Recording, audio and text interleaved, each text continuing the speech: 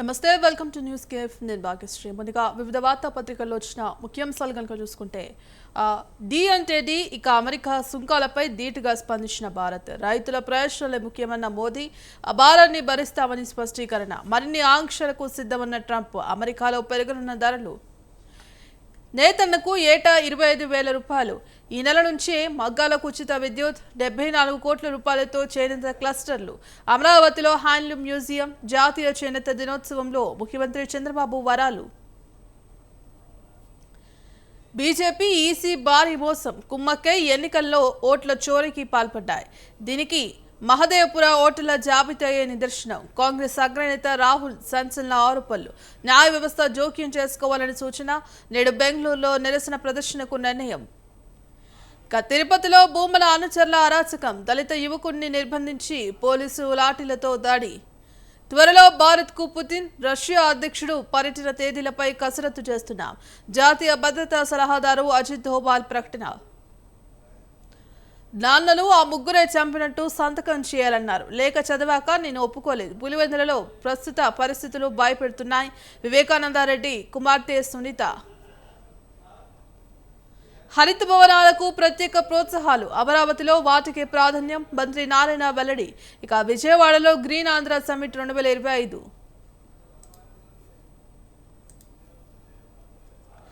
BJP బీఆర్ఎస్ఏ అడ్డు. BC రిజర్వేషన్లకు అవి వ్యతిరేకం. అపాయింట్మెంట్ ఇవ్వొద్దని రాష్ట్రపతిపై మోదీ షా ఒత్తిడి.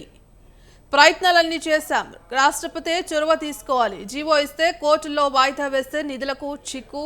రాజకీయ పార్టీలు 42% టికెట్లు ఇవ్వడం చివరి మార్గం. ముస్లింలకు బూచిగా చూపి రిజర్వేషన్లు ఆదుకునే కుట్ర. చెట్టు కింద లీడర్ గల్లీ లీడర్ల కిషన్ రెడ్డి వ్యాఖ్యలు. బీజేపీది మొదటి నుంచి ఓబీసీల వ్యతిరేక వైఖరి. 10 రోజుల్లో ఈడబ్ల్యూఎస్ రిజర్వేషన్లు ఇచ్చారు. ఓబీసీ రిజర్వేషన్లు అంటే మాత్రం నాంచుతున్నారు. ఇక జార్ఖండ్ వెళ్లినందుకే బీసీ ధర్నాకు రాహుల్ రాలేదు. మంత్రులు పీఎస్సీతో భేటీ తర్వాత భవిష్యత్తు కార్యాచరణ. ఢిల్లీలో మీడియా సమావేశంలో ముఖ్యమంత్రి రేవంత్. రోస్టర్ అధికారం హైకోర్టు సీజేదే. ఒక బిడ్డకి జడ్జికి క్రిమినల్ కేసులు కేటాయించొద్దంటూ ఆదేశించడం, ఆ అధికారాల్లో జోక్యం చేసుకోవడమే సుప్రీం సీనియర్ జడ్జిలు justice Pardiwala, justice Mahadev bench తీర్పుపై అసంతృప్తి. ఇక అలహాబాద్ హైకోర్టు జడ్జిపై సుప్రీం ధర్మాసనం తీవ్ర వ్యాఖ్యలు. సర్వోన్నత న్యాయస్థానం నేడు మళ్లీ విచారణ. సుప్రీం ఆదేశాలు అమలు చేయకుండా ఉండేందుకు ఫుల్ కోర్టును సమావేశపరచండి. అలహాబాద్ సీజేకు 13 మంది జడ్జిల లేఖ. విచారణ లేకుండా శిక్ష, ఏళ్లుగా జైల్లో ఉంచుతున్న ఈడీ. బీపీసీఎల్ కేసులో సీజేఐ వ్యాఖ్య. ఈడీ బాగా పనిచేస్తోంది. జస్టిస్ యశ్వంత్ వర్మ ప్రవర్తన నమ్మకంగా లేదు. పిటిషన్ కొట్టేసిన సుప్రీంకోర్టు. డిస్కంలకు రాష్ట్ర సర్కారు బాకీ 14,928 కోట్లు 4 ఏళ్లలో చెల్లించాలి. 2024 ఏప్రిల్ 1 తర్వాత బకాయిలైతే 3 ఏళ్లలోపే.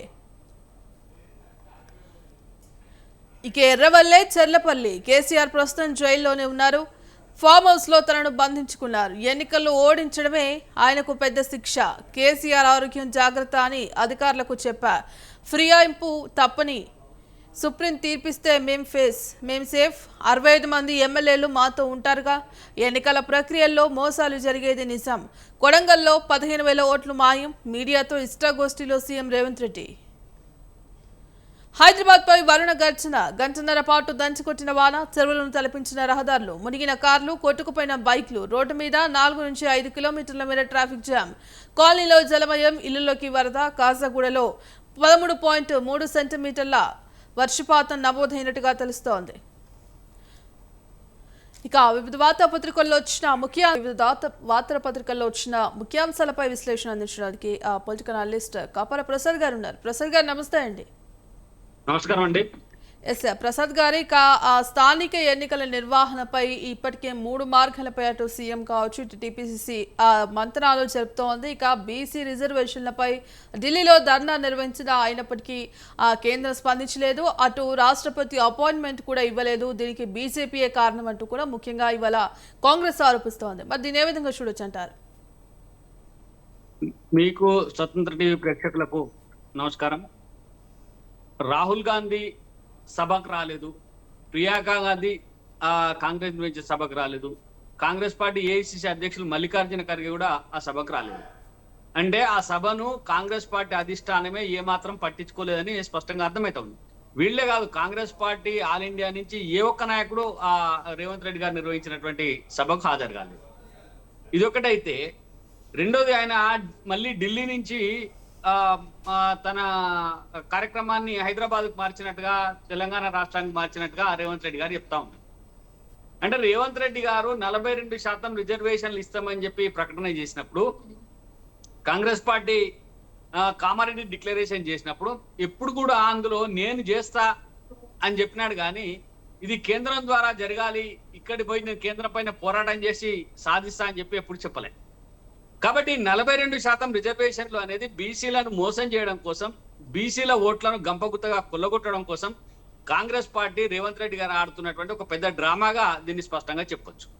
తర్వాత భారతీయ జనతా పార్టీ మొదటి నుంచి చెప్తున్నది, మేము ముస్లిం రిజర్వేషన్లకు వ్యతిరేకము, ముస్లింలకు 10% రిజర్వేషన్లు కేటాయిస్తూ 42%లో 10% ముస్లింలకే ఇస్తా ఉన్నారు. అంటే బీసీలకు మిగిలేదు 32% మాత్రమే. ఇప్పటి వరకు బీసీలకు 36% ఉన్నది. రేపు కాంగ్రెస్ పార్టీ 42% అమలు చేస్తే కేవలం 32% మాత్రమే బీసీలకు మిగులుతుంది. అంటే 4% రిజర్వేషన్లు బీసీలకు కొత్తబడిపోతా ఉన్నాయి అనేది స్పష్టంగా భారతీయ జనతా పార్టీ చెప్తా ఉన్నారు. వాళ్ళ విధానాన్ని వాళ్ళు ప్రకటించారు. ముస్లింల రిజర్వేషన్లు 10% తీసేసి 42% బీసీలకు మాత్రమే కేటాయిస్తామని చెప్పి కనుక రాష్ట్ర ప్రభుత్వం, ముఖ్యమంత్రి రేవంత్ రెడ్డి గారు ప్రకటిస్తే, ఈ రిజర్వేషన్లను కేంద్రం నుంచి ఒప్పించి తీసుకొచ్చేటువంటి బాధ్యత నాది అని చెప్పి కిషన్ రెడ్డి గారు స్పష్టంగా చెప్పడం కూడా జరిగింది. అంటే ఇలా మనకు స్పష్టంగా ఏమర్థమవుతా ఉంది, రేవంత్ రెడ్డి గారు అమలు కాని హామీని ఇచ్చిండు. కేవలం గత అసెంబ్లీ ఎన్నికలలో ఓట్లు దండుకోవడం కోసం చేసినటువంటి ఒక కార్యక్రమం మాత్రమే. కాబట్టి ఈ 42% రిజర్వేషన్లు అనేటి ఇప్పుడు స్థానిక ఎన్నికలకు ముడిపెడితే సాధ్యమయ్యేటువంటి పని కాదు. ఎందుకంటే అవి ఇప్పట్లో అయ్యేటువంటి పరిస్థితి లేదు. కాబట్టి రేవంత్ రెడ్డి గారు ఇచ్చినటువంటి హామీ మేరకు బీసీలకు ఏ రకంగా 42% వాళ్ళు అందజేస్తారో, ఏ రకంగా స్థానిక ఎన్నికలలో వాళ్లకు రిజర్వేషన్లు కల్పిస్తారో ఆ విధానాన్ని ఆలోచించాలి తప్ప కేంద్రం పైన, రాష్ట్రపతి పైన, భారతీయ జనతా పార్టీ పైన నెపం నెట్టి తప్పించుకునేటువంటి ప్రయత్నం చేయొద్దనేది రేవంత్ రెడ్డి గారు గుర్తించాల.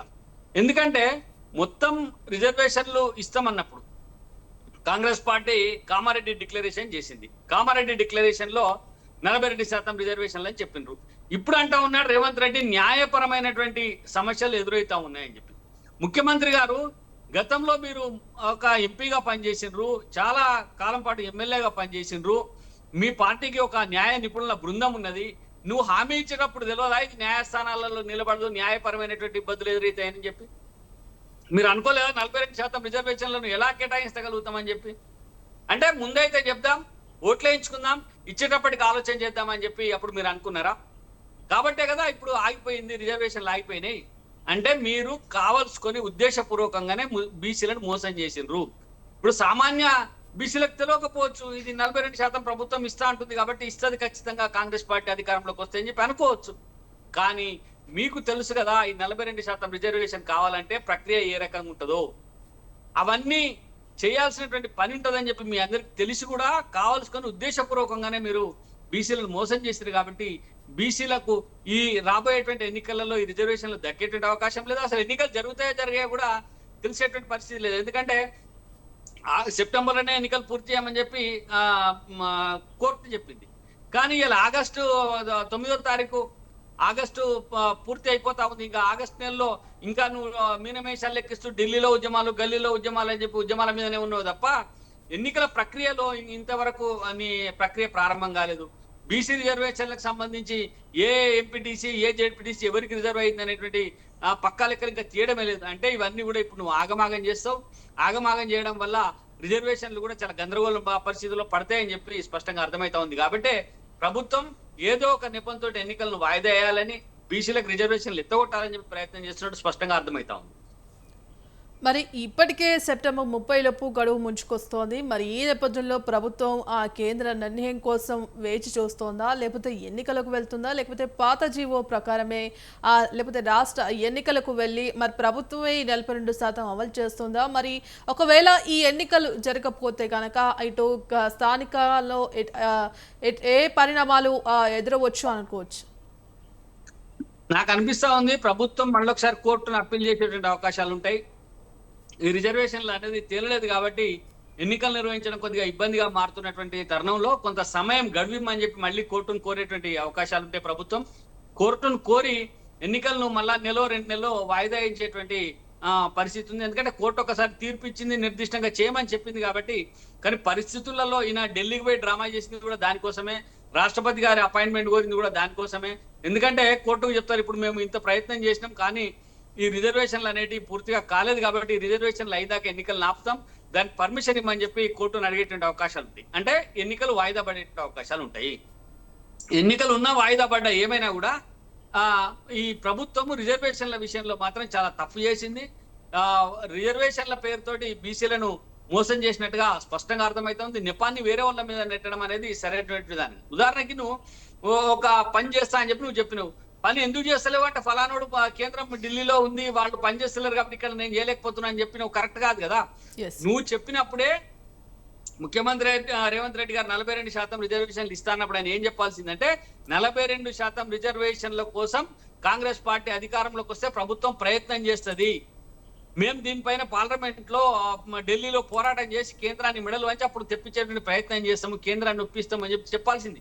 కానీ అప్పుడు అట్లా చెప్పాలి. అప్పుడు ఏం చెప్పారు, మేమే చేస్తాము, నేనే చేస్తా అని చెప్పి ముఖ్యమంత్రి గారు చెప్పిండ్రు. అంటే ప్రజలను, బీసీ ప్రజలను ముఖ్యంగా కావలసుకొని మోసం చేసినటువంటి వ్యక్తి రేవంత్ రెడ్డి. కాబట్టి ఈ రిజర్వేషన్ల సాధన ఎట్లా చేస్తాడో ఆయనే చేయాలి ఖచ్చితంగా. కాబట్టి దీని మీద నెపం నెట్టడము, 9th షెడ్యూల్ అనడము, మన గవర్నర్ ఆపిండు అనడం, రాష్ట్రపతి ఆపిండు అనడం అనేటువంటి సరైనవి కాదు. ఈయన తెలిసి ఇవన్నీ జరుగుతాయని తెలిసి ఇలా ఇబ్బందులకు గురి చేస్తా ఉన్నాడు ఒకటి. రెండోది, ప్రజలను కోర్టుకు పోవద్దు అని చెప్పి అప్పీల్ చేస్తున్నటువంటి పరిస్థితి కూడా ఉన్నది. కోర్టుకు పోవద్దని మీరెవరండి చెప్పడానికి? ఆ రాజకీయ పార్టీలు కోర్టుకు పోకపోతే ప్రజలు ఊరుకుంటారా? మీరే మీ నాయకులతోటి కోర్టుల కేసులు వేయిస్తారు, లేకపోతే మీ అనాయకులతోటి కోర్టుల కేసులు వేయిస్తారు. ఇవన్నీ జరిగేటువంటి పనులు కావు. కావలసుకొని బీసీలను మోసం చేసేటువంటి ప్రక్రియ జరుగుతా ఉన్నది. ఒకవేళ 42% రిజర్వేషన్లు ఇప్పటికిప్పుడు ప్రభుత్వం చెప్పినట్టు అమలైనా కూడా అందులో బీసీలకు 4% కోత విధిస్తారు తప్ప బీసీలకు పూర్తిగా 42% రిజర్వేషన్లు వచ్చేటువంటి అవకాశమే లేదు.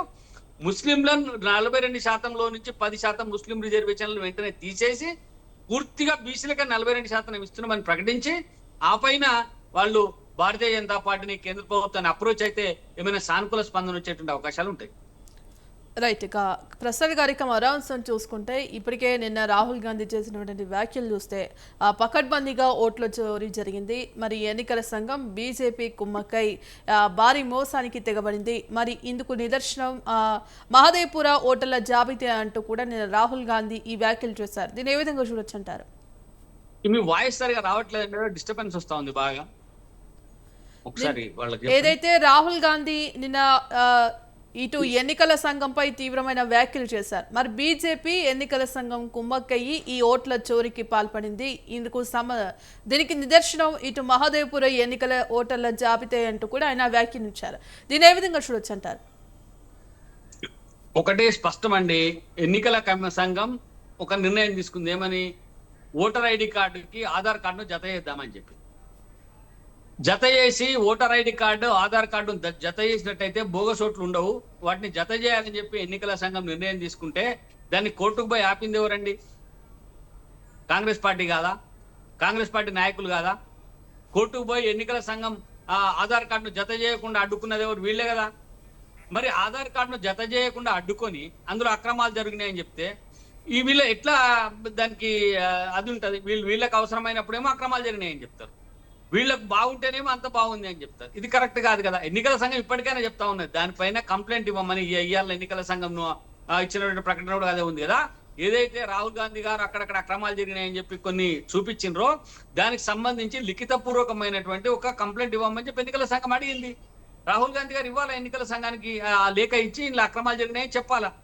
రెండోది, ఒకవైపేమో అక్రమాలు జరిగినాయి, బోగస్ ఓట్లు ఉన్నాయని చెప్తున్నారు, మరోవైపు సరే జరిగినాయి కదా వీటన్నిటిలో తీసేద్దాం, ఓట్ల సవరణ చేద్దామని చెప్పి బీహార్లో ఎన్నికల సవరణ చేస్తా ఉంటే, లిస్టులు సవరణ చేస్తా ఉంటేనేమో అక్కడ ఓట్లు తీసేస్తున్నారు అని చెప్పి గగ్గోలు పెడతా ఉన్నారు.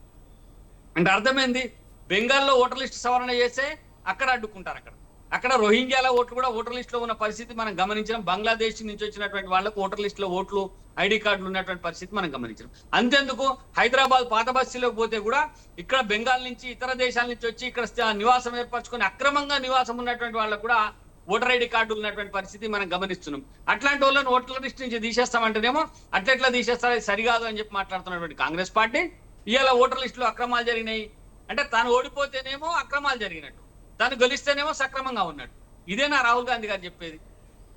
లేదంటే ఇది మన ఎలక్ట్రానిక్ ఓటింగ్ యంత్రాలు బాగాలేవు అంటారు. ఎలక్ట్రానిక్ ఓటింగ్ యంత్రాలు బాగాలేకపోతే పశ్చిమ బెంగాల్లో టీఎంసీ ఎట్లా గెలుస్తుంది? మిగతా రాష్ట్రాలలో కాంగ్రెస్ పార్టీ ఎట్లా అధికారంలోకి వస్తుంది? మిగతా కాంగ్రెస్ గెలిచినటువంటి అనేక స్థానాలలో కాంగ్రెస్ పార్టీ ఎంపీలు ఏ రకంగా గెలిచారు? ఇవన్నీ కూడా ఆ పరిగణలోకి తీసుకోవాల్సినటువంటి అంశాలే కదా. మనం తీసుకుంటే మన తెలంగాణలో తీసుకుంటే గత ఎన్నికలలో కాంగ్రెస్ పార్టీ అధికారంలోకి వచ్చింది. వాళ్ళు బీజేపీకి కేవలం 8 అసెంబ్లీ స్థానాలు మాత్రమే వచ్చినాయి. కానీ అదే పార్లమెంట్ విషయానికి వచ్చేసరికి మళ్ళీ 8 పార్లమెంటు సీట్లు కాంగ్రెస్ కు, 8 పార్లమెంట్ సీట్లు బీజేపీకి వచ్చినాయి. మరి ఒకవేళ ఓటర్ ట్యాంపరింగ్ జరిగితే గత అసెంబ్లీ ఎన్నికలనే బీజేపీ చేసి అధికారంలోకి రావాలి కదా. ఇవన్నీ ఒక బోగస్ మాటలు. ప్రజలు వాళ్ళని తిరస్కరించినప్పుడు మేము తిరస్కరణకు గురైన మా విధానాలు బాగలేవు అని చెప్పాల్సింది పోయి దాన్ని వాళ్ళ తప్పిదాలని ఎలక్షన్ కమిషన్ మీద వేసేటువంటి ప్రయత్నం చేస్తా ఉన్నారు. ఇప్పటికైనా ఎలక్షన్ కమిషన్ నేనేం వెనకేసుకు రావట్లేదు, కానీ ఎలక్షన్ కమిషన్ అడిగినట్ల ఆధారాలు ఇచ్చి ఎలక్షన్ కమిషన్ దగ్గర ఒక కంప్లైంట్ చేయమని చెప్పి ఎలక్షన్ కమిషన్ అడుగుతున్నది. చేయండి పోయి. కొన్ని వందల సార్లు ఆ ఈవీఎంలను ముందర పెట్టి దీన్ని ట్యాంపరింగ్ చేసే వాళ్ళు ఎవరైనా నుండి వచ్చి ట్యాంపరింగ్ చేయమని చెప్పి అడిగింది. చేయలే కదా. అసలు ఇంటర్నెట్ కు సంబంధం లేకుండా జరిగేటువంటి ప్రక్రియ అది ఎలక్ట్రానిక్ ఓటింగ్ యంత్రం అనేది. అక్కడికక్కడ ఏ ఓటింగ్ ఆ ఓటింగ్ యంత్రమే ప్రత్యేకత ఉంటది. అన్నిటి కలిపి ఒకే రకమైనటువంటి నియంత్రణ ఎక్కడ ఉండదు కదా. మనం చూస్తాం ఒక పోలింగ్ బూత్ లో ఎలక్ట్రానిక్ మిషన్ ఖరాబ్ అయిపోతే ఆ బూత్ వరకు ఎలక్షన్ అవుతుంది, కానీ మొత్తం నియోజకవర్గం అంతా ఎలక్షన్ ఆగలేదు ఎక్కడ. అంటే ఎన్నికల నిర్వహణ విషయంలో ఎలక్షన్ కమిషన్ కొన్ని నిర్దిష్టమైనటువంటి విధానాలను పాటిస్తా ఉన్నాయి, సక్రమంగానే ఉన్నాయి. ఒకవేళ అక్రమంగా ఉన్నాయి, వాటిలో తప్పు ఉన్నాయంటే ఎన్నికల కమిషన్ కంప్లైంట్ చేయి. కానీ అవేవి కాకుండా కేవలం బురద జల్లడం కోసం ప్రయత్నం చేయండి. నేను అణుబాంబు నా దగ్గర పెద్ద అణుబాంబు ఉంది పేలుస్తా అని చెప్పిండు, కానీ అది చిన్న తోకపటాకులాగా కూడా పేలలే అది. ఎందుకంటే నీవు ఏదైతే చెప్తున్నావో నీ అవగాహన లోపం విపరీతంగా ఉన్నది. అవగాహన లోపం వల్ల జరుగుతున్నటువంటి సమస్య. ఇప్పుడు గతంలో అనేక ఓటర్ లిస్టులలో జరిగినటువంటి అక్రమాలు బయటకు తీసారు. ఇప్పుడు ఓటర్ లిస్టుల అక్రమాలు ఎక్కడ అక్రమాలు అంటే ఉదాహరణకు నేనున్నా నా ఇంట్లో ఉండబడేటువంటి అడ్రస్ పెట్టి ఆధార్ కార్డులు పెట్టి 50 మంది ఓట్లు నమోదైనాయి అనుకోండి. మరి ఆ గల్లీలో ఓటర్ లిస్ట్ పరిశీలన చేస్తున్నటువంటి కాంగ్రెస్ పార్టీ నాయకులు, లేకపోతే బీజేపీ నాయకులు, లేకపోతే ఇంకో పార్టీ నాయకులు ఏం చేస్తారు? ఏ బూత్ కు ఆ బూత్ ఓటర్ లిస్ట్ ప్రకటించిన తర్వాత అభ్యంతరాలను స్వీకరిస్తుంది కదా ఎలక్షన్ కమిషన్. అభ్యంతరాలను స్వీకరించినప్పుడు మరి ఓటర్ లిస్టును తరువుగా పరిశీలన చేసి ఎందుకు అభ్యంతరాలు ఇవ్వలేదు? అభ్యంతరాలు ఇచ్చిన ఓట్లన్నీ డిలీట్ అయిపోతాయి కదా. అంటే వీళ్ళు ముందు చూయించుకోకుండా ఏదో ఒక రకంగా ఒత్తిడి చేసి మన ఎన్నికల కమిషన్ మీద ఒక నిపం నెట్టాలనేటువంటి ప్రయత్నం, తన ఓటమికి ఎన్నికల కమిషన్ కారణం కానీ తన లోపాలు కారణం కాదు అని చెప్పడం కోసం రాహుల్ గాంధీ చేస్తున్నటువంటి ప్రయత్నం తప్ప మరొకటి కాదమ్మా. రైట్, థ్యాంక్ యూ అండి ప్రసాద్ గారు. వివిధ అంశాలపై విశ్లేషణ అందించినందుకు ధన్యవాదాలు. ఇక ఇది ఇవాల్టి న్యూస్ కేఫ్ కీప్ వాచింగ్ స్వతంత్ర.